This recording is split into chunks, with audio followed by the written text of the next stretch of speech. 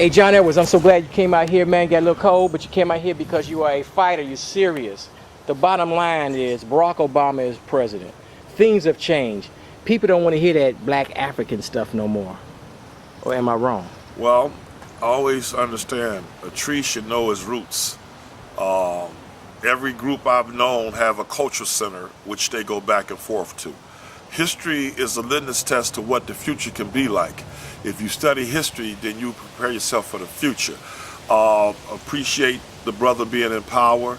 At this time, I think he opened up the door for all people all over the world to realize the greatness that can be brought out of him reaching that position.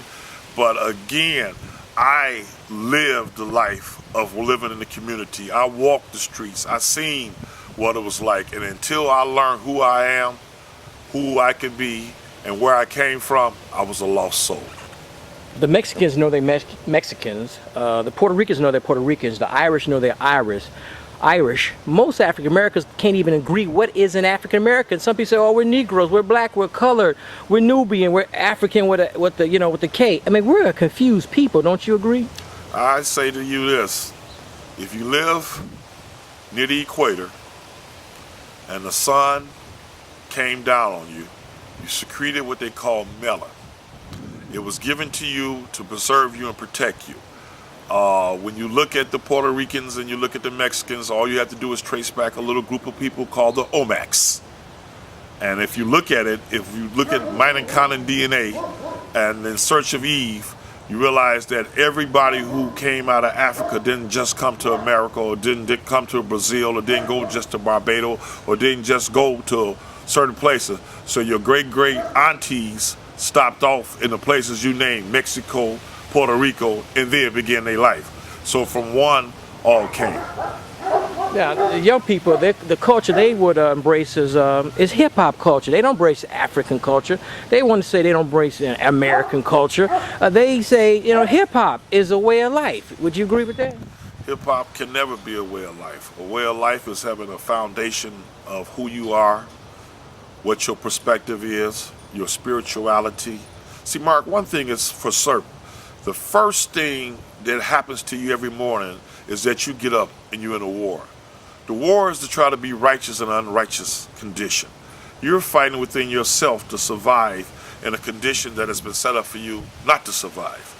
So when you talk about hip-hop, that's just a current. I mean, I've watched the hippies, I've watched the flower childs, I've watched the different things that have been put out here go through a trend. Oh yeah, but you want to have the money, you want to live the style. But when it's all said and done, where is your mind and how are you preparing for your children to survive? John Edwards, as you well know, 68% of all African American children are born out of wedlock. How do we expect the average, there are some super black women out there, but the average sister is not equipped to raise their children, their boys nor their girls? Well, brother, I was born out of wedlock and my mother had 14 kids, and I'm here because I got up every morning with the perspective that I want to know who I am.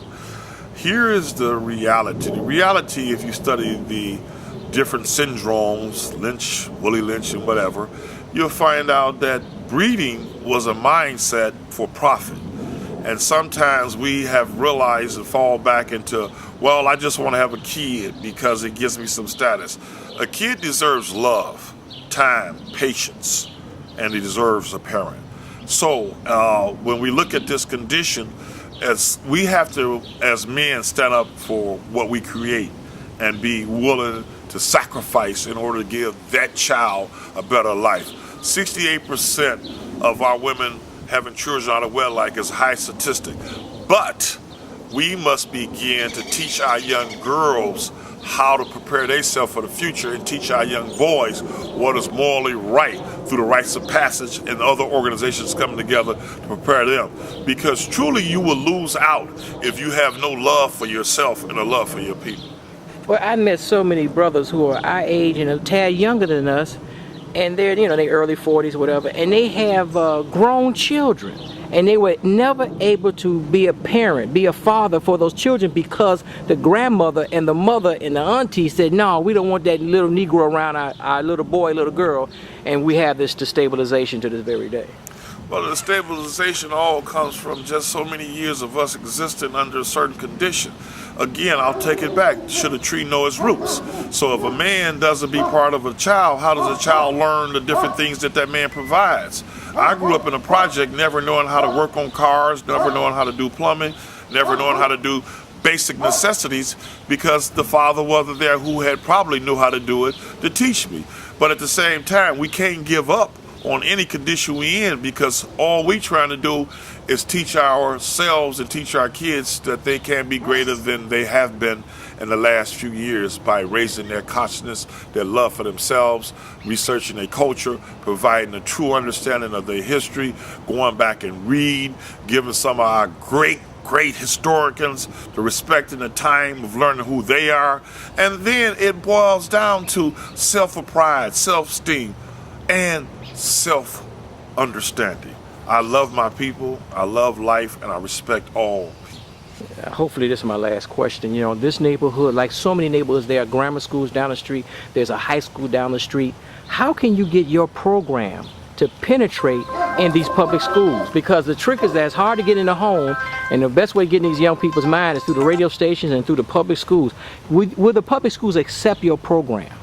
The public schools will have always one problem, and they will always cry, there is no money.